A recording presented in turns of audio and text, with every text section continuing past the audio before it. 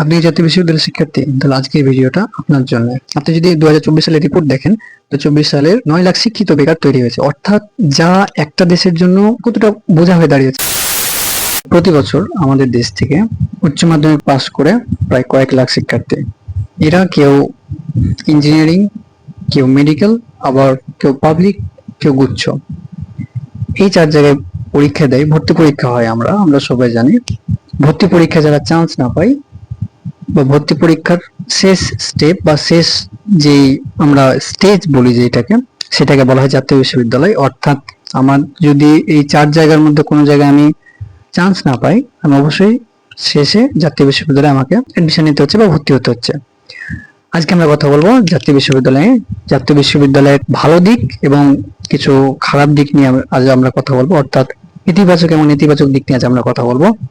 চলুন শুরু করা যাক। 1992 সালে বাংলাদেশের বিভিন্ন সরকারি ও বেসরকারি কলেজকে একটি একাডেমিক কাঠামোর অধীনে আনার জন্য জাতীয় বিশ্ববিদ্যালয় প্রতিষ্ঠা করা হয়। প্রথমে অনার্স এবং পাস কোর্সের মাধ্যমে এই যাত্রা শুরু করা হয়।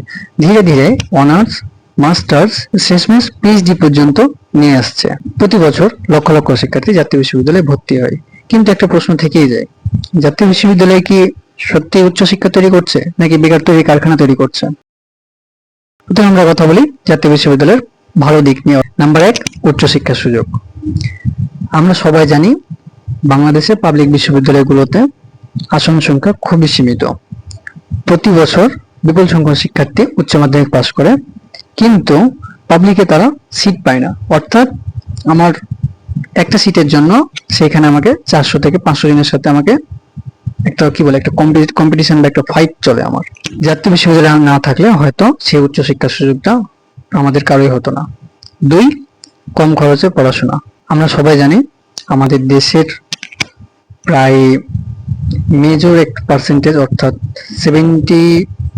60-70% মধ্যবিত্ত এবং নিম্ন মধ্যবিত্ত পরিবারের।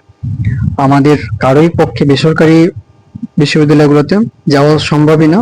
পাবলিকে চান্স পেলে সেটা ভিন্ন কথা, কোনো না কোনো ভাবে ফান্ডিং বা স্কলারশিপ পেলে সেটা ম্যানেজ হয়ে যায়। কিন্তু জাতীয় বিশ্ববিদ্যালয়ে আমাদের স্কলারশিপ আছে কিন্তু তুলনামূলক কম। তো অন্যান্য পাবলিক বা অন্যান্য প্রাইভেটের চাইতে আমাদের জাতীয় বিশ্ববিদ্যালয়ে তুলনামূলক খরচ কম, যার ফলে সবাই জাতীয় বিশ্ববিদ্যালয়ে কম খরচে পড়াশোনা করতে পারে। 3, প্রতিটি জেলায় জাতীয় বিশ্ববিদ্যালয়ের অধিভুক্ত কিছু কলেজ রয়েছে, যার ফলে কোনো শিক্ষার্থীকে বাইরের কোনো জেলায়, অর্থাৎ কোনো বিভাগে বা অন্য কোনো জেলায় যেতে হয় না। নিজস্ব বা নিজ জেলায় থেকে পড়াশোনা করা যায়। এই তো জাতীয় বিশ্ববিদ্যালয়ে আমরা এখন ভালো দিক নিয়ে কথা বললাম। এখন আমরা এর কিছু অন্ধকার দিক নিয়ে কথা বলি। প্রথমে যে দিকটি আছে সেটা হচ্ছে সেশন জট। আমরা সবাই জানি বেসরকারি পাবলিকে গ্রাজুয়েশন শেষ করতে সময় লাগে 3.5 থেকে 4 বছর। মেজর ধরা হয় 4 বছর সময় লাগে।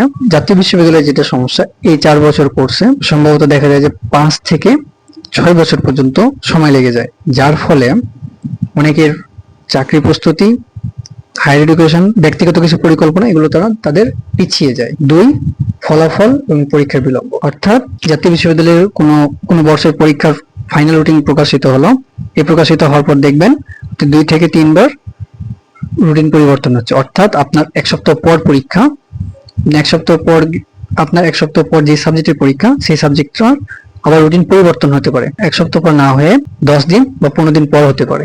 এটা একটা পরীক্ষার বিলম্ব। আরেকটা সমস্যা, সেটা হচ্ছে বোর্ড চ্যালেঞ্জে অতিরিক্ত ফি। আমরা সবাই জানি জাতীয় বিশ্ববিদ্যালয়ের বোর্ড চ্যালেঞ্জের ফি 1200 টাকা, অর্থাৎ যা একজন শিক্ষার্থীর পক্ষে বহন করা খুবই কষ্টকর। প্রথম কথা, আমার 2টা সাবজেক্টে আমার সন্তোষজনক আমার রেজাল্ট হয় না, আমি 2টা সাবজেক্টে আমি বোর্ড চ্যালেঞ্জ করব। এবং এই 2টা সাবজেক্টে বোর্ড চ্যালেঞ্জ করার জন্য আমাকে জাতীয় বিশ্ববিদ্যালয়কে 1200 + 1200 আমাকে 2400 টাকা দিতে হবে, যা একজন মধ্যবিত্ত বা নিম্ন মধ্যবিত্ত পরিবারের পক্ষে বহন করা খুবই কষ্টকর। 3, আউটডেটেড কারিকুলাম।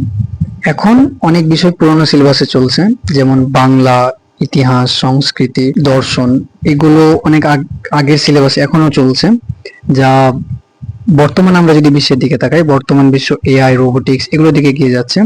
এই সাবজেক্টগুলো আমাদের ডিগ্রি হিসাবে থাকছে, কিন্তু আমাদের স্কিল হিসাবে সামনের দিকে এগিয়ে নিয়ে যাচ্ছে না আমাদেরকে, যার ফলে এই সাবজেক্টগুলোর ডিমান্ড ধীরে ধীরে কমে গিয়েছে।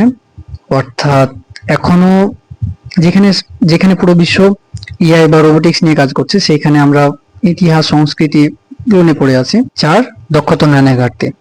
বর্তমান চাকরির বাজারে শুধু ডিগ্রি যথেষ্ট নয়, ইংরেজি, কম্পিউটার, এআই, কমিউনিকেশন স্কিল এবং আরো অনেক গুরুত্বপূর্ণ স্কিল আছে যা জাতীয় বিশ্ববিদ্যালয়ে শেখার সুযোগ খুবই কম। 5, প্র্যাকটিক্যাল লার্নিং কম, যার ফলে একটা স্কিলের গ্যাপ তৈরি হয়। অর্থাৎ যে শিক্ষার্থী উচ্চশিক্ষার জন্য যাবে তাদের কোনো রিসার্চ পেপার ছাড়াই তারা বাইরে যাচ্ছে। অর্থাৎ জাতীয় বিশ্ববিদ্যালয়ের শিক্ষার্থী যদি বাইরে যেতে যায় সেক্ষেত্রে তাদের একটা ঝামেলা বা বেগ পোহাতে হয় বাইরে উচ্চশিক্ষার জন্য। 6, যেটা সমস্যা, শিক্ষক সংকট। আমি নিজেও একজন জাতীয় বিশ্ববিদ্যালয়ের শিক্ষার্থী। প্রায় দেখা যাবে যে অনেক কলেজেই guest teacher, part time teacher. জাতীয় বিশ্ববিদ্যালয় নিয়ে কথা তেমন কেউই বলেই না। আবার দেখবেন না যে জাতীয় বিশ্ববিদ্যালয় একসাথে গিয়ে কোথাও না কোথাও আন্দোলন করেছে।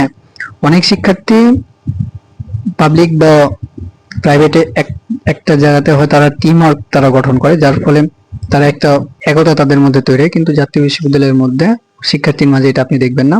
এই সমস্যাগুলো নিয়ে কেউ তেমন কথা বলে না। আমার মনে হয় না এগুলো কারো সমস্যা চোখে পড়েছে। এখন যেখানে বর্তমান পৃথিবী এগিয়ে যাচ্ছে data, AI, robotics, machine learning এগুলোর দিকে, এখনো দেখবেন যে আমরা অনেকেই কম্পিউটার কিভাবে অন করতে হয় সেটা আমরা জানি না। এটার এই যে একটা গ্যাপ, এই গ্যাপটা তৈরি হলো কিভাবে, এই গ্যাপটা আদৌ কি পূরণ হবে? আপনি বাইরের দেশের সাথে যদি আমাদের দেশের এডুকেশনাল সিস্টেম ম্যাচিং করেন, অনেক আপনি পার্থক্য দেখতে পাবেন।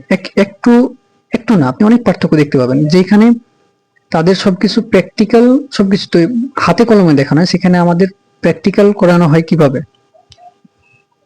কাগজ কলম। সবচেয়ে গুরুত্বপূর্ণ বিষয় হচ্ছে ডিগ্রি আপনার পরিচয় বহন করে, কিন্তু আপনার দক্ষতা, পরিশ্রম এবং শেখার মানসিকতা আপনার ভবিষ্যৎ নির্ধারণ করবে। এই তো জাতীয় বিশ্ববিদ্যালয় নিয়ে এটাই ছিল আজকের ভিডিও।